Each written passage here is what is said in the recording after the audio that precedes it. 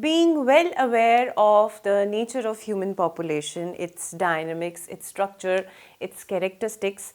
Now, what we have to deal with is the dynamic nature of human population.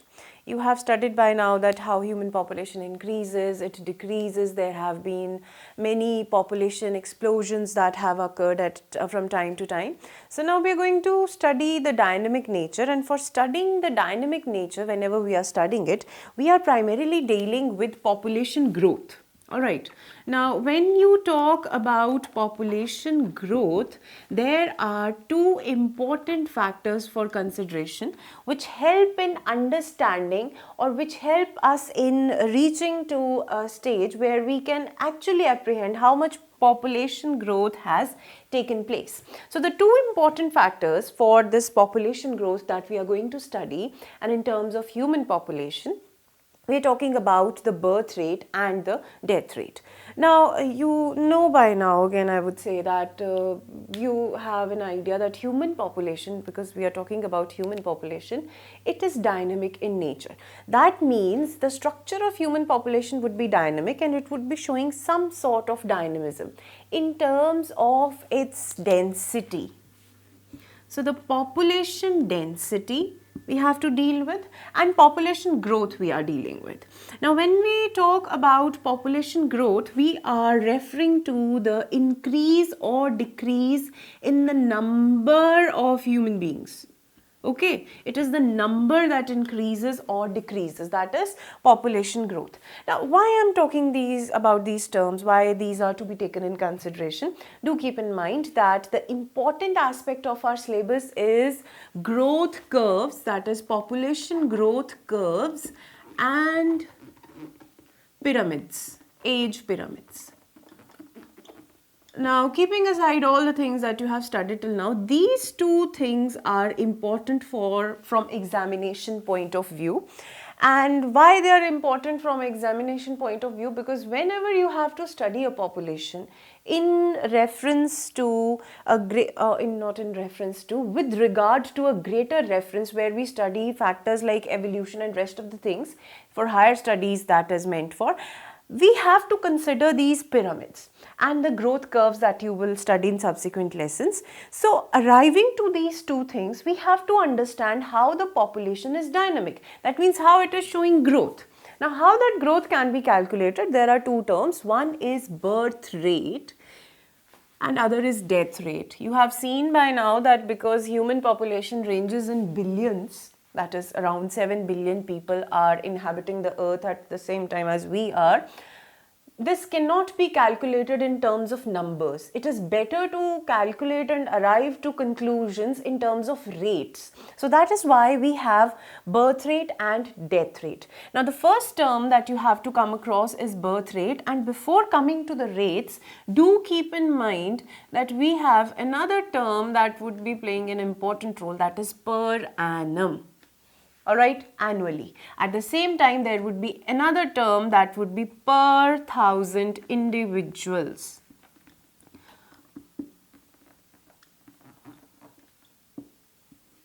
Now these are the terms. I am going to use jugglery of words with these terms, and we are going to understand what birth rate and death rate basically are.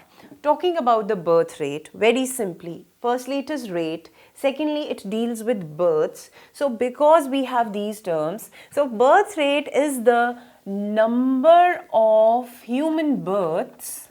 I am referring here human because we have the chapter by the name of human population. This goes not just for the human population, it goes for any kind of population where we have individuals of same species which fight for a common resource and they can interbreed. Okay, you are very clear by now about the definition of a population. So the number of births which are taking per annum per 1,000 individuals. So supposedly we are talking about there is a classic example that is given in the books that are prescribed for your syllabus. The example is of a lotus plant that is given. You are given an example of a pond, and it is considered that there are around 100 lotus which are present, or you can consider 20 lotus plants are there, and they give rise to 8 new lotus plants in a year. So the birth rate automatically would be the number of plants which were originally present and the ratio between the new plants. So supposedly we have 1,000 individuals in the beginning of the year. In January, consider it this way, in January of XYZ year, 20, whatever you want to put over here, of the year, we have, consider 1,000 individuals. There are 1,000 human beings or 1,000 human beings which fall into the category, and by the end, that is January of next year, or you can say December the 31st of the same year, these 1,000 individuals have given birth to 20 new individuals.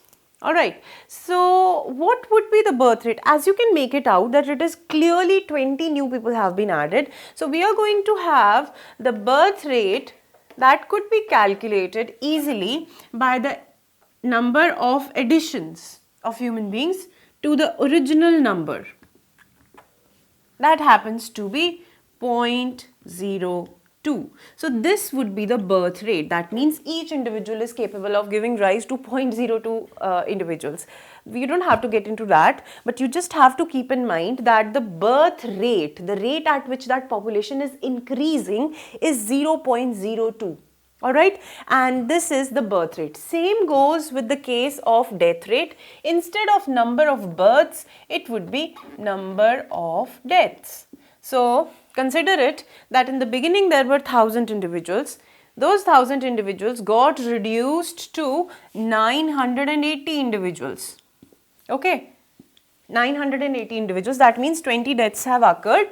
So you have 20 individuals that have reduced. So in the same way, you are talking about the number of deaths per 1,000 individuals and you will arrive to the death rate. So these are the two terms that you need to know, and these play an important role in understanding the population growth in terms of population density. Okay, they have an effect on population density, and population density in turn has an effect, direct effect on population growth, and with this we can understand how a population is increasing or decreasing, which we study in growth curves, of course, that you will study later on. And from that perspective, once we understand growth curves, then again we can move forward to the age pyramids, where we restrict our knowledge to at what stage of human age do we have maximum number of individuals. So for understanding population in great depths, we need to be aware of these two terms. And just for your knowledge, it's better to understand the terms emigration and immigration. That is, you must be knowing that when somebody enters into your country, that is immigration, and when somebody leaves your country, that is emigration. And you can make it out, when somebody is going, then automatically the population would decrease, and when somebody is arriving, the population would increase. So the name itself suggests what implications they are going to have on the population structure, or rather I would say population density. And before we pile up the lesson, just remember two more terms. These are also not new for you. This is the term natality is used for birth rate and mortality is used for death rate. So